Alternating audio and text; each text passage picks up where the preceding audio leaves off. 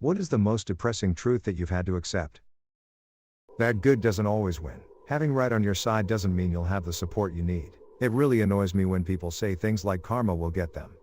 And I'm just thinking, no, not really. Bad people can live long, happy lives and never face real consequences. And good people can be dealt the shittest hand and be forever fucked over with no justice through no fault of their own. Fucking depressing, but you can always try your best to support those who have been fucked over. There was a study done that proves this. They studied people in leadership roles and it turns out the bully in school has a much better chance at success than the bullied. Sometimes you're the annoying person everyone hates. I'd say this is the first step to fixing the problem though, is understanding this and why. Example, I knew a guy who we all thought was the most annoying human on the planet because he would argue everything. Sometimes he would argue just to argue seemingly. I like peanut butter jelly sandwiches. He would respond about how they are not as healthy as X sandwich or that it had inefficient calories or something stupid. Nobody wanted to talk to him. Eventually when we got to college he realized this and stopped. I haven't seen him in a while due to COVID, but he's a really smart guy and would be happy to catch up with him. This isn't to say to change your entire personality, but some things, like my friend's argumentativeness, are things you can work on that can fix a lot of these sort of social problems. Emo,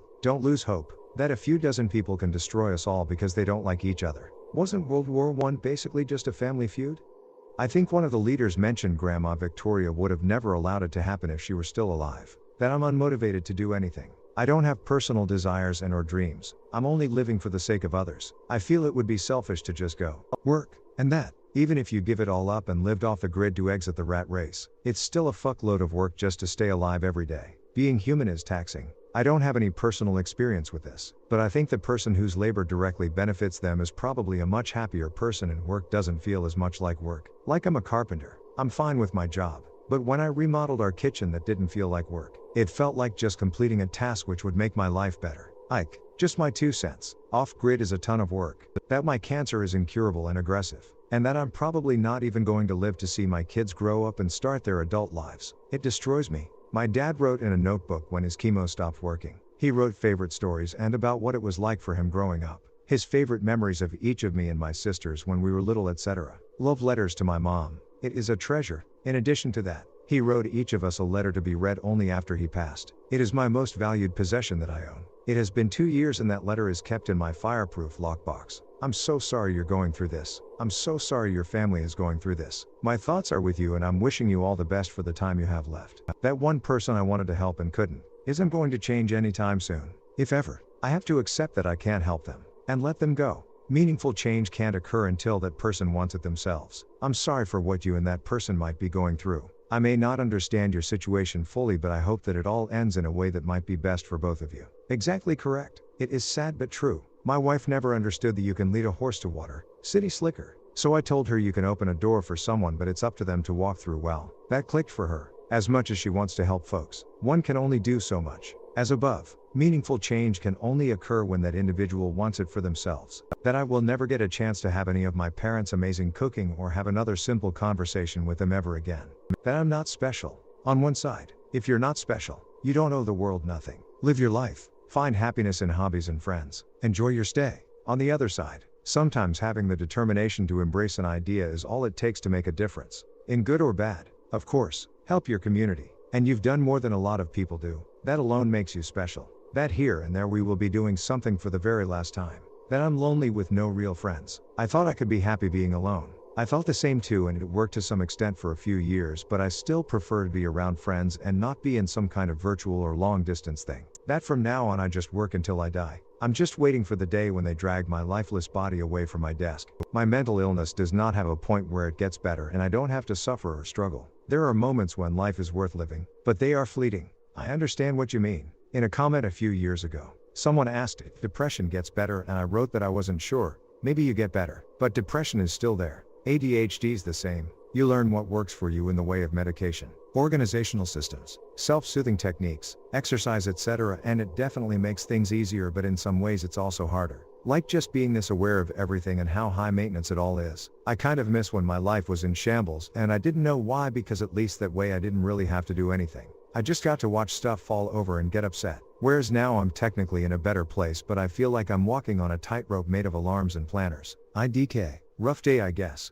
Literally my life. ADHD, depression and anxiety. I've got my life to a point where it's somewhat stable. But my God, is it draining. Every day is a constant struggle with my head. People seem to think I'm fairly normal now, but every ounce of energy I have is used to hold myself together and complete basic day-to-day tasks. I'm always on the edge of falling apart, but I can't allow myself to, as I have so many people who have helped me get to this point of stability, and I can't let them or myself down. Mental illness doesn't get better. We just have to learn to manage it and make the best with the life we've been given. NGL, I live in Germany. I have the same exact diagnoses as you. I got medicinal weed and poof, everything is gone.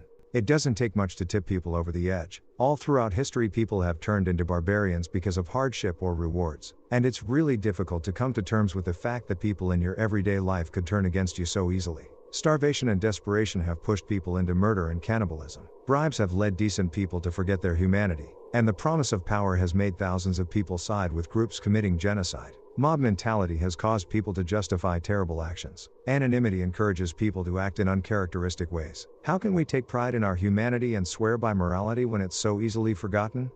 It hasn't been fun losing the naivety of my youth. Damn. Might grab a whiskey before bed. I was at the grocery store tonight to grab a few things. Watching the prices of things go up by dollars instead of cents over the past 2 years is seriously fucking with my grip on life as a whole. I can't afford shit and will continue to afford less and less shit. Probably until the day I die. This right here terrifies me. I'm about to move out of my house to go to college and I can barely afford gas right now. I'm trying to save as much as possible from my part-time job, but it is so damn hard. Watching necessities going up in price while I'm getting paid 13/H part-time is making me lose my goddamn shit. Top that off with college tuition and it is almost enough to put a gun in my mouth, but even that is expensive as hell. I will always have mental illness. I remember when I first started going to therapy age 16, and the behavioralist I worked with would say that my depression could be temporary. I completely understand why she would say that, but I always knew that wasn't true, and I sort of just wanted someone to be honest with me. I'm 22 now, and I recently saw a psychologist who recommended the form of therapy where the idea is that life is pain and you can't get rid of the pain, but you can work towards lessening that pain and still live a good life. I don't remember the technical word for that therapy, but the fact that it exists gives me hope, if that makes any sense. My mistakes will never go away. Money controls everything. Propaganda works. If people don't look for you, it's because they don't need you in their life. This isn't necessarily a bad thing. Sometimes people diverge into their own comfortable, happy zones. It also doesn't mean you shouldn't reach out to them. Agreed. I think too many times I've worried I've been reaching out too much and felt annoying in the moment. But I've realized if they didn't want me there, they wouldn't agree to hang out or talk to me in the first place. After I was diagnosed bipolar 2, I had to come to terms with the fact that I will take medication every day for the rest of my life. It's been nearly 23 years now, and it has allowed me to lead relatively happy and healthy life, with a good job and a loving wife. This is encouraging to me. I was diagnosed 2 years ago and I've found the right medication regimen that keeps me level and functional. I just hope it continues to work for me. It took me a couple years to get the dosage right, and there have been a couple of times over the years that I've needed to have them adjusted, but by and large it has been a positive in my life. I also made sure whenever I was getting into any kind of relationship with anyone that I was very upfront about it, to keep either of us from wasting our time, and to give my partner the ability to put me in check and ask if I was in a shitty mood or if I hadn't taken my meds yet. Not everybody ends up getting the happy ending edit. I went to bed last night having one karma, and a novice understanding of Reddit, coins, awards, etc. I woke up to so many wonderful replies and my first awards ever. Wow. Also, I should have 1000% realized my word choice was less than stellar. Big oof. I will probably never own a home or have children, even though my childhood was spent being told that these are things all adults achieve. And I make okay money, but it's not enough to be middle class these days. I can't remember the last time I was genuinely happy. That love isn't transactional. You can't make someone love you by contorting yourself to be what they say they want or by giving everything even when you have nothing. I was raised to think love had to be earned. And, as fucked up as that is, I liked it BCZ, it gave me control. Like, I could make PPL love me. Then I grew up. It doesn't feel great realizing other PPL will either love you or not, but it's helped me find better boundaries in terms of my own identity. So now I don't bother with relationships I can't show up authentically to. In the long run, I'm sure I'll say that's a good thing, but it's been a hard pill to swallow. And realizing that I have little to no control and have had little to no control is rough. I don't feel happiness. That one day my parents will no longer be here for me. That I don't know how to process emotions.